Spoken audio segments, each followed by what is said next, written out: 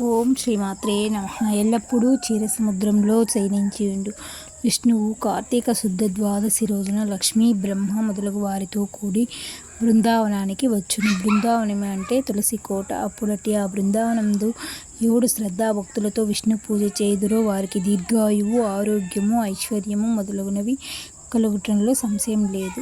కార్తీక శుద్ధ ద్వాదశి రోజున సూర్యాస్తమయించిన తరువాత స్నానం కానీ, దానం కానీ, పూజ కానీ చేసినట్లయితే అది అధికమైన ఫలాన్ని ఇచ్చును. క్షీరసముద్రం నుండి లక్ష్మీదేవితో కూడి సమస్త మునుల చేతను సంస్కృతుడై పరమేశ్వరుడైన నారాయణుడు ఎచట వాసము చేయును. అట్టి బృందావన క్షేత్రంలో పూజనీయుడైనట్టి నిత్యుడైనటువంటి తులసీ సహితుడైన శ్రీమన్నారాయణమూర్తిని బ్రహ్మ సమస్త దేవతలను శ్రద్ధాభక్తియులై పూజించవలను.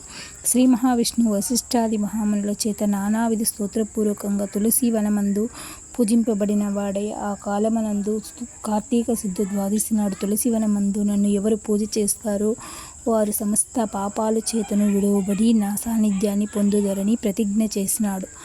దేవతలేమి, యక్షులేమి, నారదుడు మొదలగు మనీశ్వరులైన వీరందరూ బృందావనంలో సన్నిహితుడైన శ్రీ మహావిష్ణువుని సమస్త పాపాలు నశించుటకు కాను పూజ చేస్తురు.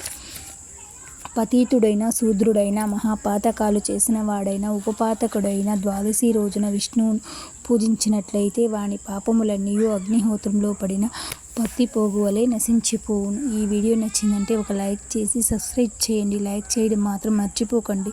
మీ లైక్ మాకు ఎంతగానో ఉపయోగపడుతుంది.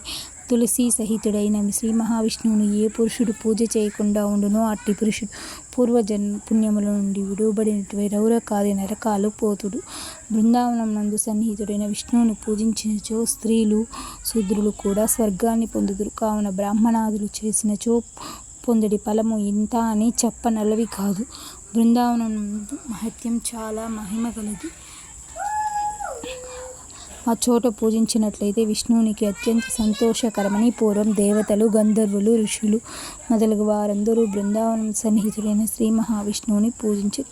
కార్తీక శుద్ధ ద్వాదశి రోజున తులసీ సహితుడైన నారాయణమూర్తిని పూజించని మనుషులు కోటి జన్మలుగా పాపాలు చండాలురుగా పుట్టుదురు.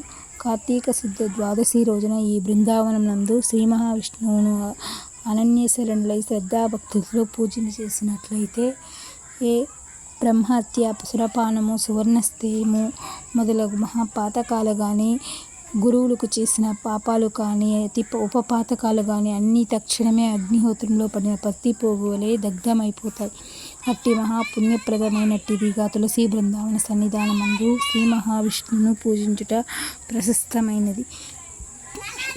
సాధుడగు పురుషుడు స్నాన సంధ్యానాది నిత్యకర్మలు చేసుకొని కల్పోక్త ప్రకారంగా వేద మంత్రాల చేత పురుష సూక్తం చేత కానీ శ్రద్ధావిధిగా పూజ చేస్తే ఎలాగంటే మొదటి పంచామృత స్నానం చేసి పిమ్మట అభిషేకం చేసి శ్రీ మహావిష్ణువుకి స్వర్ణ వస్త్రములచే అలంకరించి నానావిధ పుష్పాల చేతను ధూపదీపాదులతో పూజించి భక్తిగా నైవేద్యాలు సమర్పించి దక్షిణ తాంబూలాలను సమర్పించి ఆ పూర్వప కర్పూర నీరాజనం సమర్పించాలి. లోకమందుడు ఎవడు ఈ ప్రకారం ప్రజలు చేస్తురో అలాంటి వాళ్ళు సకల పాపాలచే విడువబడి సమస్త సమృద్ధులు కలిగి మిగుల జయశాలి అయి ఉంటారు. ఈ వీడియో